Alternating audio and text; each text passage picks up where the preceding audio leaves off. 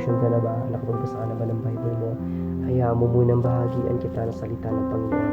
Sabi sa Philippians 4:67, so do not worry about anything, instead pray about everything, tell God what you need and thank Him for all He has done.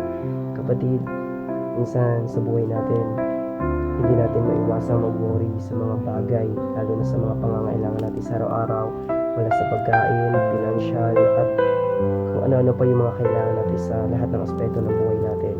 Ngunit mga kapatid, may salita ng Diyos na nagpapaalala sa atin na hindi natin kailangan mag-worry sa lahat ng bagay sapagkat may Diyos tayo na siyang kumukontrol ng lahat ng bagay, lalo na yung mga pangangailangan natin sa araw-araw na yun nga, mula sa food, financial, mga kapatid, kailangan hindi tayo mag-worry doon kasi kapag, lalo na pag mga Kristiyano, tulad ko o kayo, mga kapatiran ko sa pananampalataya, mga kapatid, kung kilala natin ng Diyos, mga kapatid, hindi na dapat tayo nag-worry sa anumang bagay sapagkat alam dapat natin sa puso natin, mga kapatid, na ang Diyos ang siyang may kontrolado ng lahat ng bagay at nilikha niya tayo at hindi niya tayo pababayaan. I-provide niya yung mga pangangailangan natin sa araw-araw.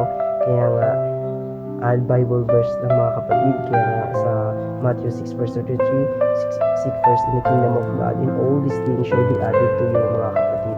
Kaya mga kapatid, itong verse na ito, magkaugnay din sila, mga kapatid.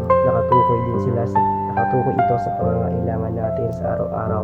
Kapag inuna natin ng Diyos, mga kapatid, lahat ng bagay na pangangailangan natin sa araw-araw, i-add na lang ito sa ating buhay, mga kapatid. Kaya lagi natin tatandaan, mga kapatid, trust God always. Kaya hindi natin kailangan mag-worry sa pang-araw-araw kasi ang Diyos na ang bahala sa mga pangangailangan natin sa araw-araw. Yun lang, mga kapatid. God bless.